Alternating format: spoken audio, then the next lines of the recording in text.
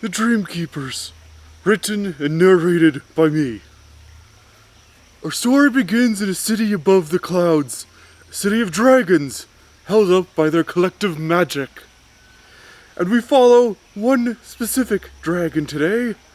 He is smaller, younger, covered head to toe in emerald green fur,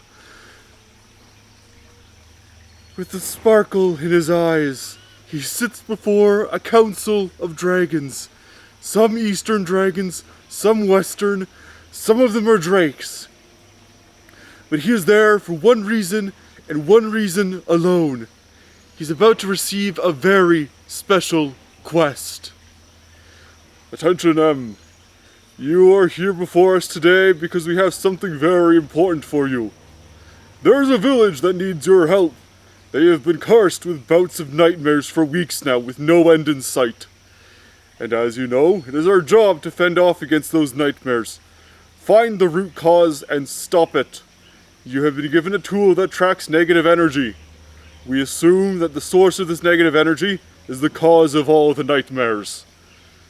The Grand Dragon spoke deliberately and directly, and the rest of the council agreed as M looked the tool over. It looked like a kind of remote, only with no buttons aside from a power button and a display that currently read green. He tucked it away in his satchel and gave the Grand Dragon a nod before skipping out of the council room.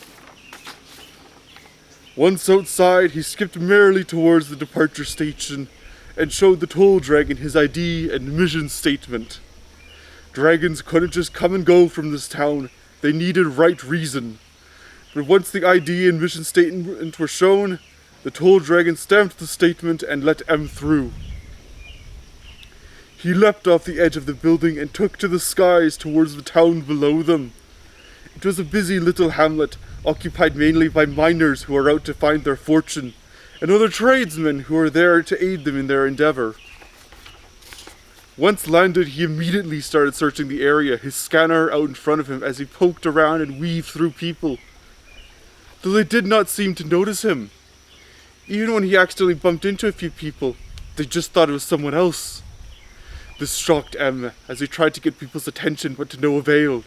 He basically did not exist to them. It was worse than he could have thought. Failure was not an option for him. He needed to find the source of the nightmares. Quicker now, he started darting around the area to try and find the source, going from the cobblers to the smithy, up to the farms, down to the mines. Nothing.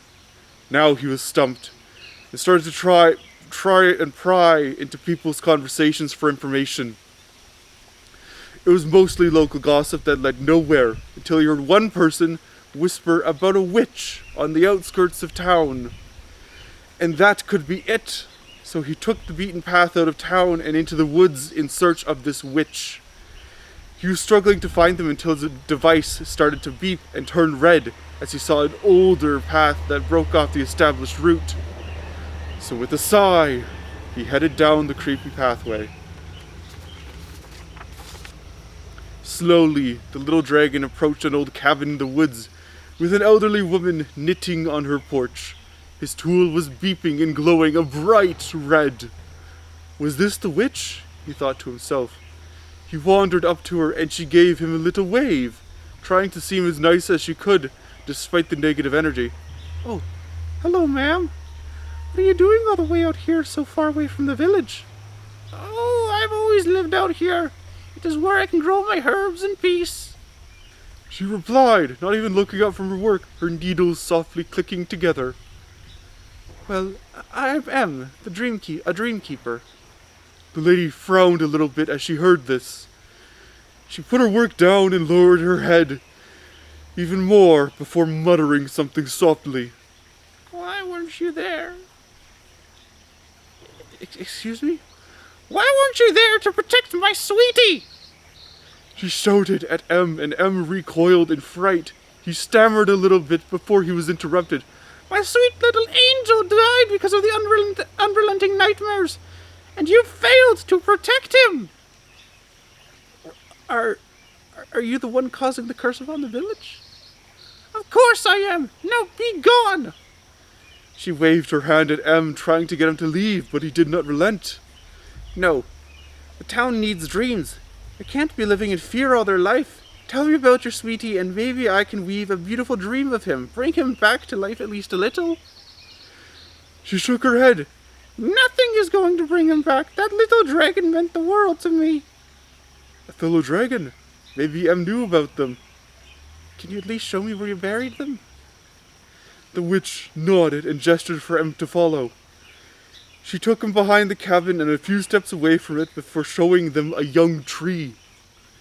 I planted the tree where I buried him.